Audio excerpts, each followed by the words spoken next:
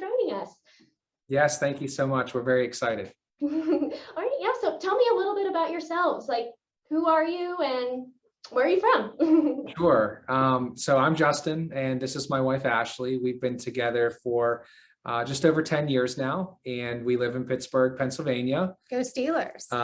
We're hockey fans, I would say, more than football, Yeah. but we have two little schnauzers, and as you previously mentioned, beautiful daughter, Kaylee, through the Snowflakes Adoption Program, and we couldn't be more excited for the interview today. Yeah, no problem. Okay, so kind of walk us through like how you guys came to the Snowflakes program. Like what brought you to the program? Like almost everybody who comes to Snowflakes, it's just like one of those demographic things is, you know, their story is, you know, they faced infertility. Was that the thing? Was that your story or Yes. Tell us a little bit about that. Sure. So from a very early on, we both knew that we wanted to be parents. And as soon as we were married, we began to start to try to grow our family. And after months and months of, you know, not finding success with that, we reached out to our doctor, and our doctor did a full fertility workup. And from that, it was determined that we had less than a 4% chance to conceive naturally. And they recommended that we reach out to a fertility specialist and we start IVF. So we did that. And after 2 failed cycles, we were heartbroken, incredibly sad. And we decided to kind of just take a break and really kind of grieve the loss of that biological child that we were expecting. Mm-hmm. So after months of grieving and a lot of prayer, we both had such a strong desire to still be parents. So we started pursuing adoption. And through researching different adoption agencies, we discovered embryo adoption. So we started researching everything about embryo adoption, and we honestly felt that it was almost too good to be true. And we kept kind of saying to one another, like, what's the catch here? What's going to go wrong? This doesn't seem real, because we never knew of embryo adoption prior to. Our fertility clinic never gave this as an option to us. So we started reaching out to multiple agencies, interviewing. We did a really, I would say fun, but a really nice thing with one another is every single day we would check in with one another. How are you feeling today? What are you thinking about this? And we just prayed on it, took some time, and without hesitation, Snowflakes Embryo Adoption was the right fit for our family. Right. So like you just like researched a bunch of agencies. So like what kind of set apart, you might have already answered this, but what set apart Snowflakes from other like embryo donation or adoption programs? Well, Ashley, as Ashley already said, you know, the program seemed to be too good to be true. And we took a lot of time to think and understand it. We really liked the Snowflakes program. It aligned with a lot of our morals and beliefs that we had. And we just loved the whole matching process and everything that went into it behind the scenes. Snowflakes was very responsive, and the team was amazing to work with. That was really a nice upfront peace of mind, knowing you can reach out to somebody who can help explain things and be responsive to us. So we were very happy making that choice. And I think personally for me, I really appreciated the matching process through that. I really found value in how thoughtful the Snowflakes team was with selecting the perfect match for our family. And we have been matched with the most perfect family. So yes. Well, we're glad we did that. So like kind of take us through your experience. So like, I know when you like first contact Snowflakes, so like, oh yeah, you start with this and you go to this and then you work on your contracts and you get your embryo shipped. But like for you, like, how was it like how did it start? Like how was the home study portion, like all the paperwork section? Because I know people get their first application documents after applying and they're like, whoa, I was not expecting that. So like walk us through that kind of initial experience with like the home study and the first steps of the process. One of the first things that Snowflakes had done for us, which I was very appreciative of, was they connected us with a fellow embryo adoption family to kind of just speak with them, get their experience. We were able to ask them questions. And to this day, we are still very good friends with a lot of our families that we have met.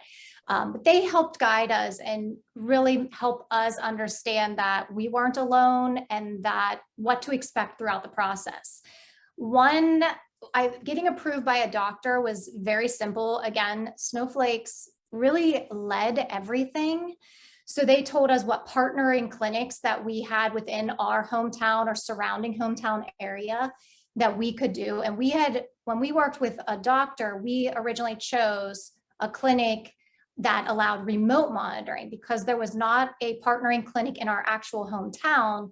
So we chose a clinic that had remote monitoring, meaning that we could go to our fertility clinic for some lab work and ultrasounds and things on those lines that would kind of cut down a little bit of that less travel, which looking now, our medical team that we chose is incredible, and they have made our transfer so magical and just a wonderful experience. They're incredible. And as for the home study, so the home study was by far the most intimidating thing that anyone said to me. It was the easiest process. So I remember trying to think like, oh, they're going to inspect my home. I have to have my house She's white. a planner. She likes to control every situation, let me tell you, down to a science. Yeah. So I was like, what? We had to have this like white glove. And I was so nervous leading up to this. It was like having a friend over for a casual conversation. We showed them around our home. We loved all the educational videos. And to be honest, even now, we still will watch them for some guidance and education if we ever feel that we need them. As well as, it was just I wouldn't even say an interview question. It was just a conversation about what are our values, how about our marriage, how do we want to raise our children, religion, just anything that we wanted, and kind of a conversation. And by the end of it, we were laughing, and it was honestly just, our home study coordinator was fabulous, and we still reach out every once in a while just to kind of make a little joke or say hello, because we were really nervous leading up to that. And it was it looked way more intimidating on paper, I think. Yeah, it does for sure. I was gonna say, what would you suggest to us to help us take some of that pressure off of a family? The word home study, like you say, oh, the white glove treatment. Oh, Yes. But is there a way that we can be talking to our families to make that a little less intimidating? Because really, it's all about preparing a family to be the best parents they can be. Absolutely. I mean, I feel like through this whole journey, by the time you reach your home study, Snowflakes does a lot to guide you and understand what adoption means. Embryo adoption, as Ashley pointed out, taking some of the literature and the online videos, then going through what will be discussed in that home study really goes a long way. So by the time the person arrives, you have an understanding and a knowledge really with what your journey is going to be like. And so reaching out to the couple before that visit is made and having them understand gives them more preparation. They can feel more comfortable, relaxed in the environment, and they're not worried about stressing of all the things they can't control. So I think that, yes, that open discussion in the beginning, maybe touching base with the person beforehand would be an excellent idea. And I think we do that. Yeah, especially before the home visit as well. I think just that paper where it had like a list, I think I was just like, oh my goodness, I don't have a baby gate. I need a baby gate. It was nothing at all. Nothing like that.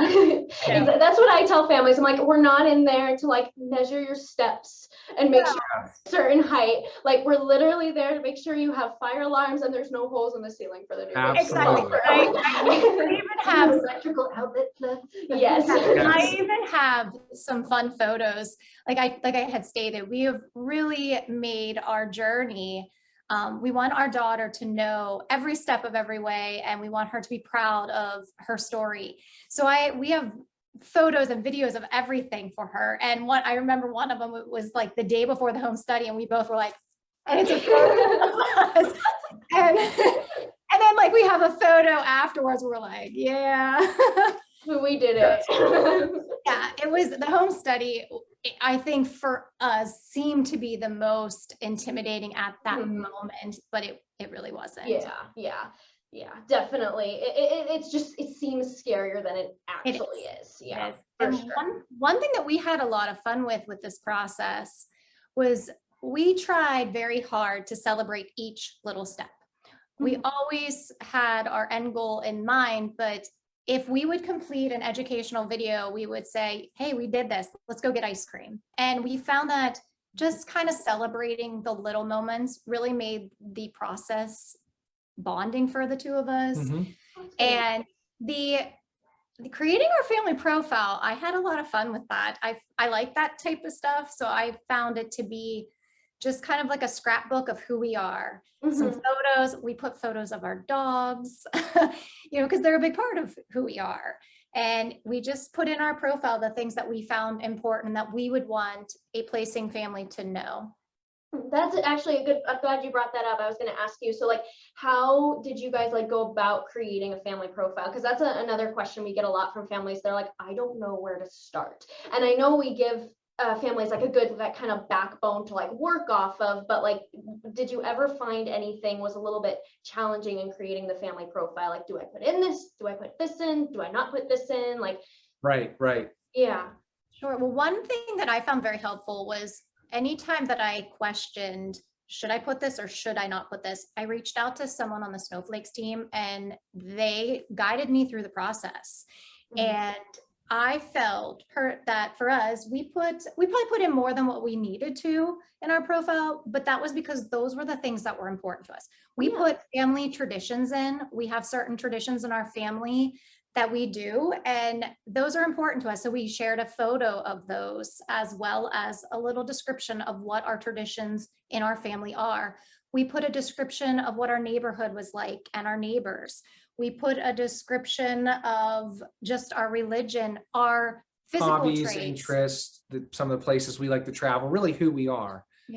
We try to be descriptive enough, but not give too much information. And it was great. Snowflakes was wonderful working through that process. They had a chance to kind of give us some opinions about the book we were putting together. And we were able to produce a final product that we were very happy with. And like Ashley said, going through the whole process was enjoyable for us. We got to find old photos that we haven't looked at in a while, put things together. And it was a good process. And a really fun thing is we have that printed and laminated in our daughter's room as one of her books. So she can see all of it. And I think one of my favorite things that we have in our family profile that was something we added that, Snowflakes said it's fine if you want it there. We each took one little page or a little section, and I put about Justin through my eyes, and he put through Ashley through his eyes. And I thought that I really personally liked that because that really showed not me talking about myself or us, it was one another. And I think that I had fun with it, to be honest. But that was just a personal preference. Yeah. What I tell families again is like, if you're ever stressed, just start working on the family profile, because it's a good creative outlet and it's actually kind of fun. And you're actually getting somewhere in the adoption process. And we are happy to share ours with any family who may be wanting to see what one looks like. If they need a little guidance, we're fine with sharing it. Okay, perfect. I look a little skinnier, I think, right since we got married. We all look a little skinnier. All right. The other thing, so the next thing, I guess I wanted you guys to kind of give us a little bit of insight on is matching. I know you guys said before that, that was the best part. That's really what drove you to Snowflakes, was our matching process. So how was that like for you? Kind of give us like maybe an idea of what maybe your preferences you were thinking of, and then like the process in general, and how long it took you guys to be matched. Sure. So that again was one of my favorite probably things about Snowflakes. I really, really loved how thoughtfully that was done. And I always believed that, you know, God was going to find us this match, but the way that Snowflakes led that just really, really just touched my heart. And I get emotional even thinking about it. But because we had the perfect match. We really do. But so what happened is we had a matching preference meeting with the Snowflakes team. And at that meeting, we were able to say, you know, what do we prefer in a match? And a lot of questions were asked, you know, how many embryos are you, you know, comfortable with, you know, min and max? How many children do you want? What else? One thing that I was not prepared for with that meeting that because I didn't think of it prior was, would you be comfortable with a match who used an egg or sperm donor? And prior to that meeting, we really never talked about that or gave that thought. And our teammate at Snowflakes very much had informed us we can change our preference at any time. So we said we're going to pray on it and decide what we want to do. And we were a little open with our preferences, and we were matched very quickly. And the day that we received that match, I can so vividly remember that in my mind and my heart. We were not together when that happened. He was traveling for work. And he had called me and I didn't answer my phone. He kept calling and calling. And he called my phone. I was with my dad at the time, and he called my dad's cell phone. And my dad, all I could hear was him crying and saying, check your email. And I opened it, and it was one of the most magical moments.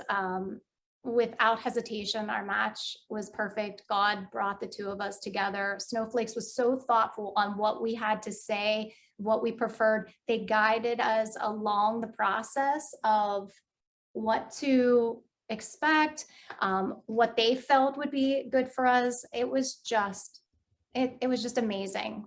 Amazing. Talk a little bit about when you were sent the match.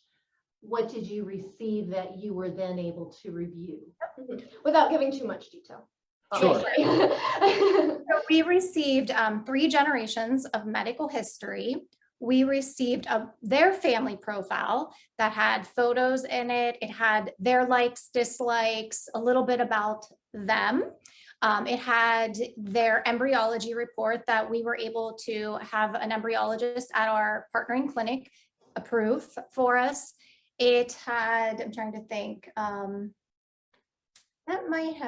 had the profile And then photos. like any, personal information, maybe how they met, what's important to them, perhaps a region of where they might be from, any of those factors. So yeah, and it was for the same as RN, what they were comfortable sharing. Right. Yeah, and what kind of like you might have mentioned this already, but what made you guys think like this is the absolute like perfect match? Which is because they were super alike with you guys and your interests, or it was just like some like just feeling you had from above? Like I would say both. Okay. Yeah, I mean, we took the moment and the excitement, and then we prayed on it, and it just felt right. But I also always thought, well, you know what, just pump your brakes. You're overly excited, sleep on it, and we weren't together at the time too. As she said, I had just checked into the hotel. I'm a prankster myself. Not that I would prank on that, but it happened so quickly. She said, is this real? And we couldn't be more ecstatic. It was a great process. We got a chance to review. I was home in a couple of days from work, and it just worked out so well. And we knew immediately after reading the profile and what our values and what's important to us, that it was our values were very similar. Our likes, our dislikes, what was important, what stood out to me was how we both wanted the same for our children. And we both had the same views on what we wanted all of the children to be, loved. They're all loved. And that really hit with my heart, just that it was just very similar in those beliefs and values. And I get emotional, and I'm probably stuttering right now because I just am so grateful and so touched by this. And I'm speechless. No, I think it's really amazing to me how often when I'm talking to families, the comment about the match is, it was the perfect match. They were the perfect family.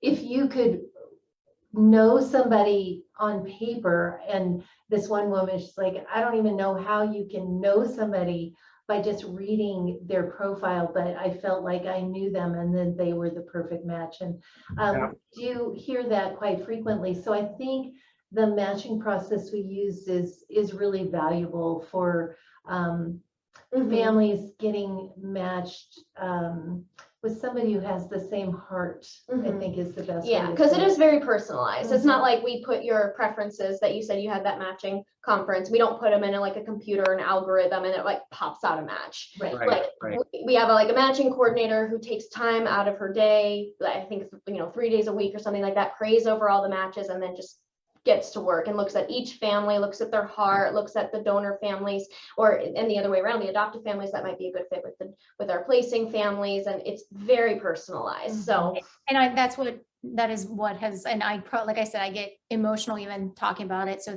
thank you, and thank everyone involved in that for praying over those, because we have a beautiful daughter, and I am forever grateful. And we have a very open relationship with our placing family, and we are saying placing family now, but they are just family to us. They're an extension to us. That's all it is. Absolutely.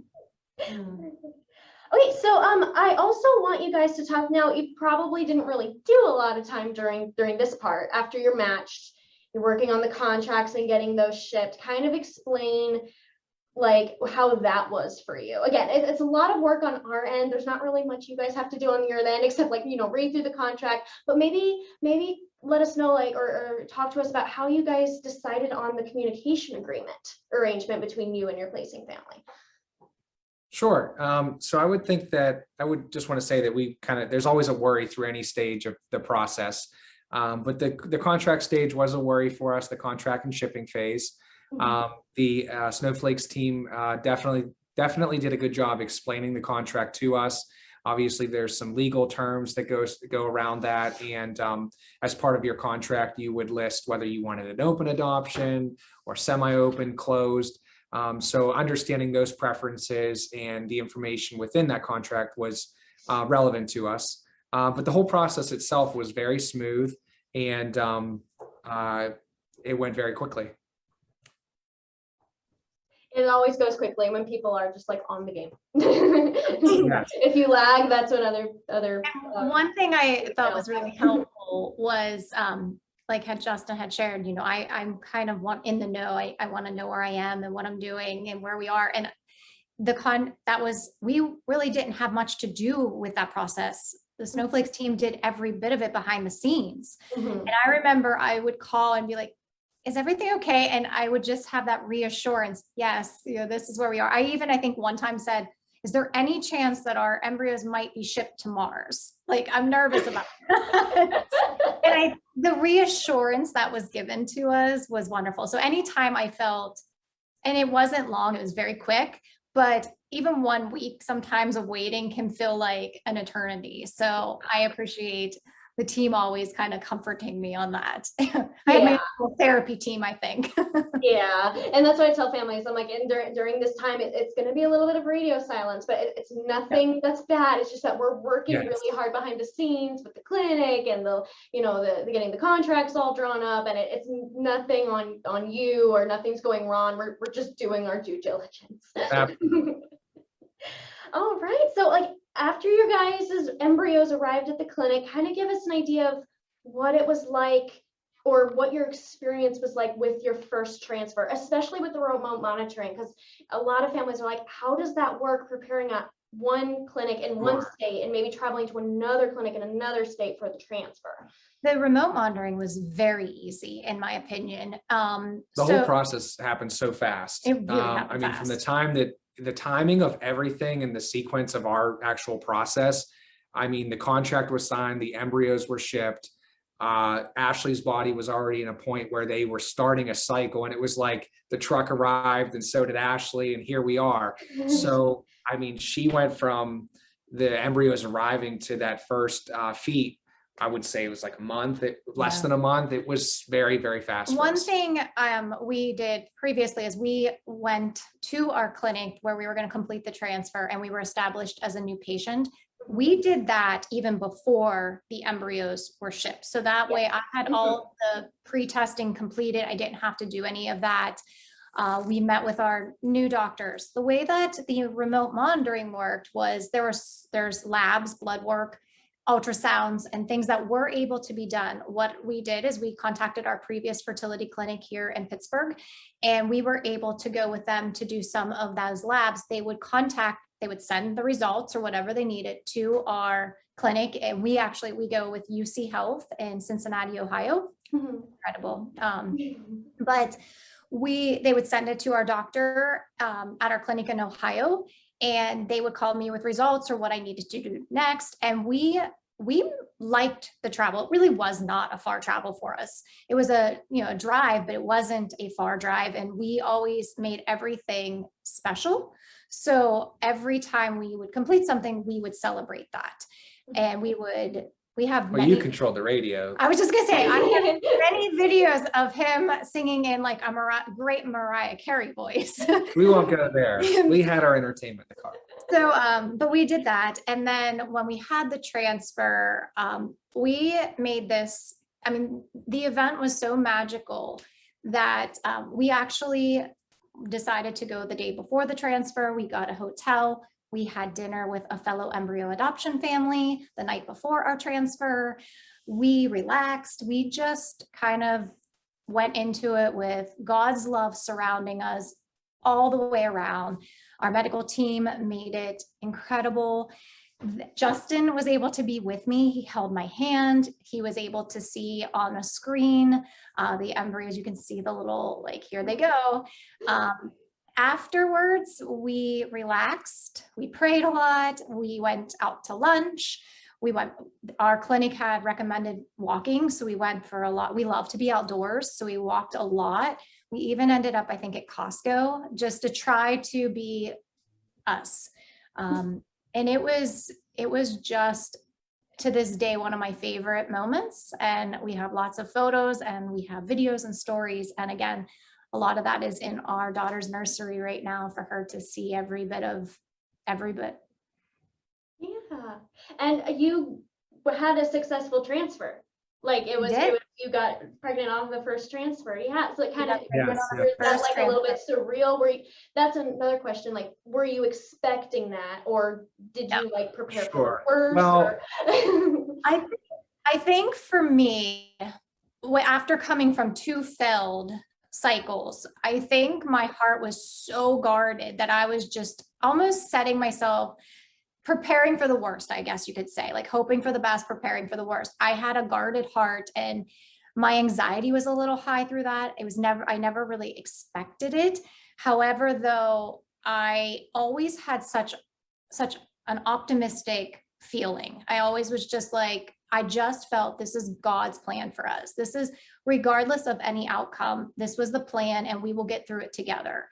And it just was perfect. And I remember getting the call for my first beta and my beloved nurse said, "You're pregnant." And I said, "Can you please repeat that?" She said, "You're pregnant." And I said, "I know, I need you to repeat that again because these words are just music to my ears." And of course, like Justin had shared, there are fears every step of the way, and those fears continued throughout. But yeah, it's unbelievable. And again, here I go getting probably emotional. Sure. Yeah, I mean, it was a long journey for us, to say the least. And there was a lot of times where you didn't get good news. And so you finally had that point in your life where you did, and a chance to celebrate. Through all of this, I always told Ashley, let's be optimistic. We're the type of people that don't want to take no for an answer, and we want to persevere. And so we really chose to do that with embryo adoption, and it worked out great for us. We understood, that there's a chance that it could not work and the probabilities that go into all of this. But we really tried to remain optimistic. And Ashley's a person that looks for signs and stuff. So she had a chance to take some of that in, and we were just positive. So think pregnant, be pregnant. Yeah.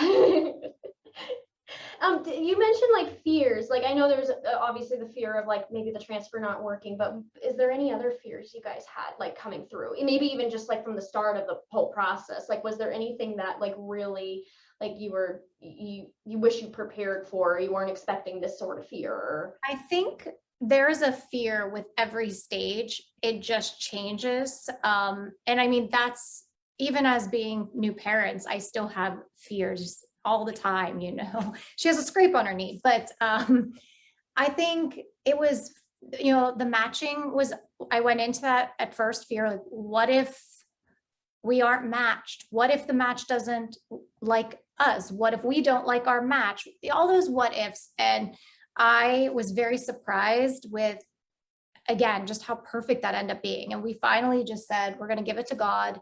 And it worked for that.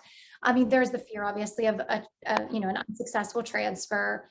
There was the fear of the contract. I remember being fearful that, what we were going to talk about within our communication, maybe I wanted a little bit more or a little bit less. What if they did not want more or did not want less? And I was fearful of that at that moment. And then it always just worked, and just trusting in the journey and trusting in the process, I found to be the best thing for us. And I just really trusted in it. Yeah, good advice for sure. Now I think what we're going to do now, unless you guys have anything else to add, I think we're going to turn it over to answer some of our viewers' questions while families get a chance to kind of type in their questions. Do you guys have any advice for any like new Snowflakes family or potential Snowflakes family? Like what's probably maybe the best advice you can think of? I think the best advice, I mean, I have lots of advice probably, but the best advice I would say to anybody starting this is trust in your journey. Trust it. It really does work the way that it's meant to work, and trust in one another, whether it be your spouse, your family. Trust in just that, basically know that you're not alone. There are other embryo families out there for support. There you have one another. Snowflake's team is supportive. You're just never alone in this process. And one thing though, going back to the fear that I also remember being fearful was, how would our family and friends accept this news? Would they be accepting of what we were doing to grow our family? And I was overly shocked. Not shocked. I wasn't shocked. I was overly happy and joyful that our entire family and all of our friends surrounded us with love and support. But I remember that being a fear. So that goes to my advice, I would say, is to lean on whatever support you need and know that you're not alone in this, and just truly trust in this process. Yeah, for sure. And Justin, what about like just specifically any advice you might give to any adoptive fathers coming? Sure. Well, that's always the hard part, because technically all we have to do is give a simple blood test in the beginning. But I would say to bring a positive environment to the situation. Your spouse is gonna go through a lot of hormonal changes and have a lot of fears, things that necessarily you can and can't control. So try to just hone in and focus on those topics that you can control, and do daily check-ins. Their feelings are really important, and check in with them, see how you can comfort them. The process is scary, and it's hard being a male trying to do what you can with the situation. So that would be my advice. And he did a great job of that. Yeah, I've heard. Yeah, that's really good advice. All right. So Kimberly here has been our scribe for as the questions have been coming in. That's Sure. right. So The very first one is about fundraising, and how did you have to do some fundraising for your embryo adoption? And if you did, what did you do? Sure. Oh, okay. We did not do fundraising. Now, we did have some family, they were going to do a GoFundMe type of thing, and we just didn't push on it at that time. We just didn't feel led in that direction. But we actually know many families who have done fundraising, and we support. Actually, our shirts are from a fellow embryo adoption family. They made t-shirts, and that is what they did, and we are supporting their embryo adoption. And we know couples who did yard sales, puzzle pieces, bake sales. There's the Adoption Bridge program. There's a I lot think of one ways out family there. did something with a Christmas tree, and you could contribute money, and then your name would be added to a tree. So people have come up with a lot of creative ways of fundraising and raising money. Really, there's unlimited amount of fundraising options out there. Yes. You can even make your own. And I think for us, we were just going so quickly in the process that I didn't have the time. I was focused more on our family profile, putting photos of our dogs in. I mean, even your employer, reach Yeah. out to your employer. That's a good Sometimes one. they do an adoptive incentive through your work or your agency. Everybody kind of comes together. So definitely check all the options that are available to you. For sure, yeah, for sure. Now, I don't even know these terms, so maybe you do. Did you do an EMMA/ALICE, so a Emma/Alice biopsy, or an ERA before your first transfer? We did not, and I'm not familiar what that first term is at all, but no, we did not do either of those. Right. We didn't do testing. Yeah. Yeah. What I usually tell, new families, it's whatever your doctor feels is necessary to test before your transfer, that's what they're going to do. So we just kind of leave it up to the doctor. Absolutely, yeah. Our doctor did all of what they needed, but those don't sound familiar, and I would probably remember that. So no, we did not do those. Okay. Okay. Can you share about the relationship that you've established with your placing family, and what does your open adoption look like? Sure. So we wanted, it was very important to us that we had an open adoption so that our child or children will be able to have that information readily available to them. And we do a really good job with our daughter now of explaining, showing everything, just so that way it's never a time we tell her, she just will always know her story. And our relationship, in our contract, we could communicate through a third party. And we kind of went with that at first and threw that aside, and our placing family reached out and said, here's my information, balls in your court, what are you comfortable with? And we have an open adoption with them now, and communication is without a third party. So we talk when we are comfortable, when we feel we want to. It can be anything from a text message, hi, thinking about you today.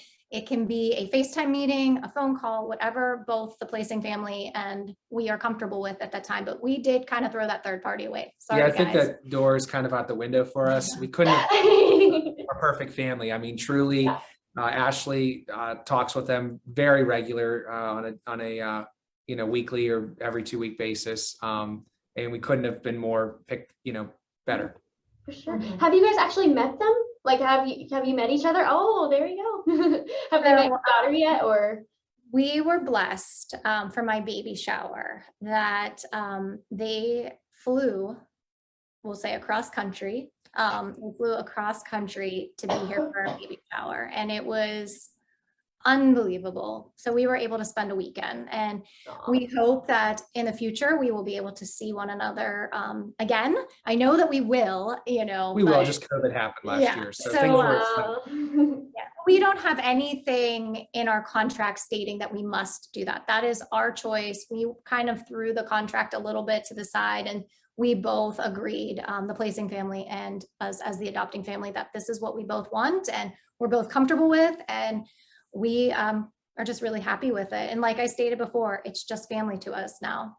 Yeah, that's what we hope for. Yes, well, and what you're doing is really our hope and expectation for all of our match families. We want them to be developing that kind of relationship. Mhm. So does your placing family have children in their family as well?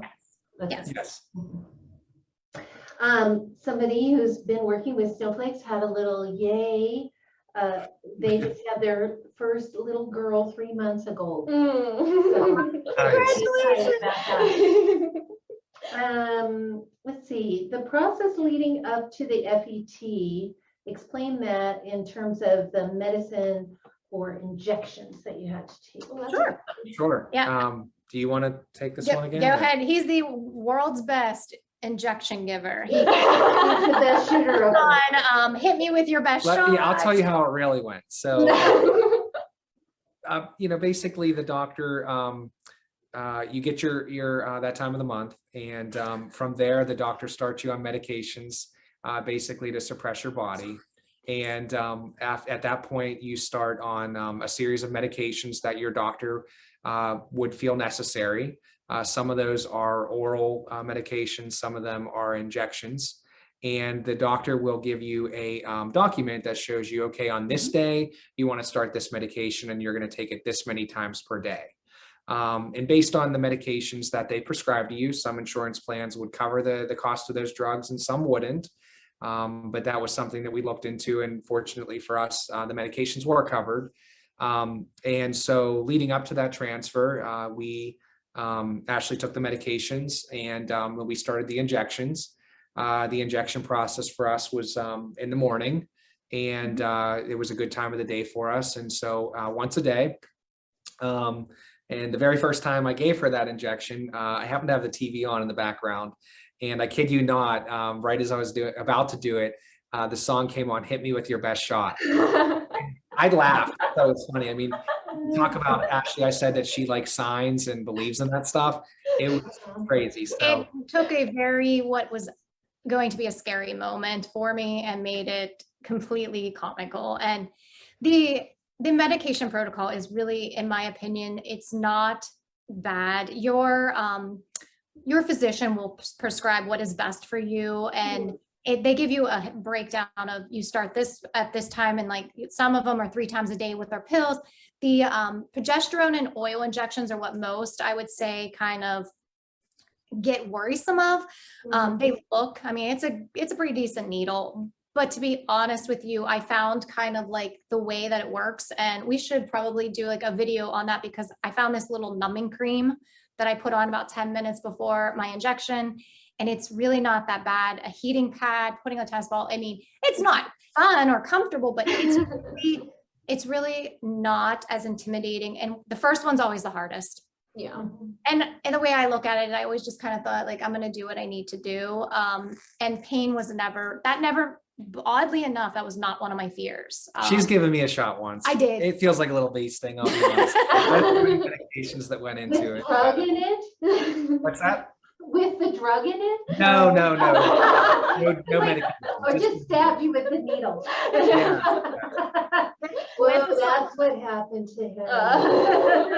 Yes. That's part of the supportive part I was And referring please to. reach out to us privately if anyone needs a little more specifics videos. We are happy to Sure. share. We are very open and honest about everything. So if you have something that you want to specifically ask, or need some support through that, and he's really good at that, so I'm sure he could. Practice on a banana. Yeah, we practiced on And, We did. It's like throwing a dart, so you don't want to throw it too soft that it just barely punctures the skin, but hard enough without making her move. But yeah, it's once you get the hang of it, I would say the hardest thing for her is like if you were giving the shot to yourself. Yeah, I had a hard time with There's that. actually devices out there, like say I'm traveling for work, and she has to give herself an injection. There's devices out there that might assist you with it. So, but becoming familiar with that, And I it's think, worked out. and in our situation, I had a lot of support.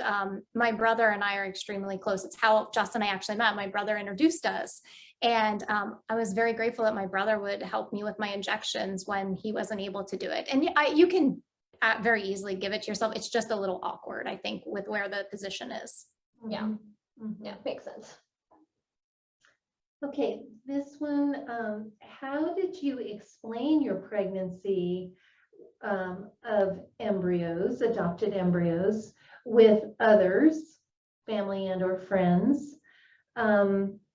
It seems like it would be after all of our struggles, and you too went through failed IVF, that people may or may not have known about. It seems like it would be difficult after all of our struggles. Was it difficult? Or how did you share privately versus the secrecy thing, privacy versus secrecy thing? So we were very open. I think as soon as we signed our application, we privately shared with close family and friends what we were pursuing. And that was one of my fears. What are they going to think about this? Are they going to ask questions that we weren't prepared to answer or might not even know the answers at that point? We were fortunate that our family and friends were extremely supportive. One of my best friends even watched videos on how to administer the injection if she needed to help me with that. So we were very fortunate in that aspect. When it came time that we were pregnant and we wanted to share, we did wait a little bit, and we will do that in the future. It's just you want to process things privately amongst yourself and then privately share those with your family and friends before kind of coming out with it. And that's just normal, I feel, in any pregnancy, that there's a lot of worry and fear and frustration in those early stages. So I kind of like those moments with it just being us for a little bit. And then when it came time to talk about embryo adoption and explaining that to family or friends or even a stranger, a lot of people may not understand it. We didn't understand it when we first heard of it. So I think trying to find a way that's best for your family and what is important to you to make known. Do you have anything to add to that? Yeah, I would just say that sometimes people don't understand what an embryo is or that process. I think people are intrigued. I know a lot of people, we always feel like we want to give back, and we're so blessed to this whole program and the family, for us to be able to have a family today. And so we really tried to share our story. As Ashley pointed out, we told a lot of our friends and family up front about the embryo adoption program that we were proceeding with. We were kind of quieter in our early days of infertility. And so us announcing that we were pregnant, I mean, of course, they already knew that we were pursuing embryo adoption. So that part was easy for us. To this day, we really try to bring awareness, and friends, families, other people going through those similar struggles have not really heard of this. I know even our doctors and stuff here in Pittsburgh were so intrigued by this program and another family building option for some of the people struggling and going through similar things like we did in the past. And I can't tell you how many people we've helped reach out to. So people are intrigued. You have to understand it. Some of them still don't get it. Some of them do understand, but yeah, it's been exciting. Thank you. This one is, how long did the whole process take? So why don't we do your process of vetting various agencies? How long did you spend doing that? And then the process of, okay, you contacted and spoke with Paige, you learned about the program, you applied, it took this long. And then of course, we all know how long it takes to be pregnant. I was going to make a joke and say 9 months, but really from the start of signing the application to the day I was pregnant was under 6 months, maybe right around 6 months. It's like middle of January to end of June, she was pregnant. Yeah. So. We were very on it though. So we when it came to, you have to get fingerprinting or whatever the case may be, we had that scheduled immediately. Like I love that kind of a control on that aspect. So I moved on that. We didn't wait for deadlines. Yeah. She's a type A planner. Let's get this stuff done. Sometimes I'll drag my feet, but she pushed me. And if something's due in 2 weeks, she had it done tomorrow. So we were always ahead of the game. It wasn't overwhelming. Like she said, we broke it down in chunks. So there's, a lot of videos and things that you read and understand. I love those. We made it, a positive thing and broke it into chunks. Everything went so quickly for us. Yeah. It just fell into, it fell into place. So And I would say we researched, I would say maybe even a full month. Just because it was making a phone call, waiting for a phone call back, really kind of researching, talking to our church and talking to family about their thoughts on this, and just really kind of praying on a lot. So I would say that process, we did take a full month to really make sure. And one thing that was really, he had stated, I believe in signs from above, and we have a theme song, and we have had this theme song for our whole journey. And anytime one of us was having a bad day, we would play the song, or just even for fun. I swear our daughter, it's gonna be one of her first songs she sings because we play it. We went to see, just to get our minds off things, we just said, let's go see a movie. And we went to see Instant Family. And at the end of the movie, we were sitting there and our theme song came on, and we sat in that movie theater. if you haven't seen the movie, It's it's great. And at the very end, this is before we made up our mind about embryo adoption. And another sign that came to us, literally the judge, hit the radio at the very end of the movie, and without spoiling everything. And You just spoiled our it. song came on. And anyways, it was a sign. And we sat in that theater and cried. And that was how we instantly, the next day, this was a sign for us, and we started. Let's see, what else? What other timelines did you want us to share? Why don't you do matching? Because like, as you said, like matching was pretty quick for you guys, but you guys were really open with your preferences. Is that correct? Mhm. Yeah. Do you want the specific? Are we allowed to say that? You can if you want. We're matched in 6 days. Yeah. 6 days. Well, now that's unusual. It Let's is- just say it that. is very unusual, That yes. is unusual. That's why I'm like, I'm but just you gonna were give it open to you with an your hour, preferences. Yeah, it So it was very quick. was very quick for us. Yeah. Mhm. But again, we fully trust in that process. And I am so grateful for that. Mhm. Mhm, mhm. All right. Any other questions? No, that's All it. right. Okay. Let me see if I have Perfect. any Perfect. more questions that I would like to ask. But I just think it's so great that you were so open to the matching process and the types of families that we already have in our placing family pool. And yeah, I think that's a really good thing for listing families to understand, is that the more open you are Mhm. to the matching process, the more quickly you can get matched. Mhm. Absolutely. Yes. And we're so grateful for it. So grateful. All right. Well, we're going to go ahead and end there. Thank you, everybody, for tuning in tonight. And thank you so much, Ashley and Justin, for taking Of time and course. Thank you guys. talking with everybody about your experience and the process and your lovely little daughter, Kaylee. Thank you. All right. Bye, Thank you everyone. all. Thank you.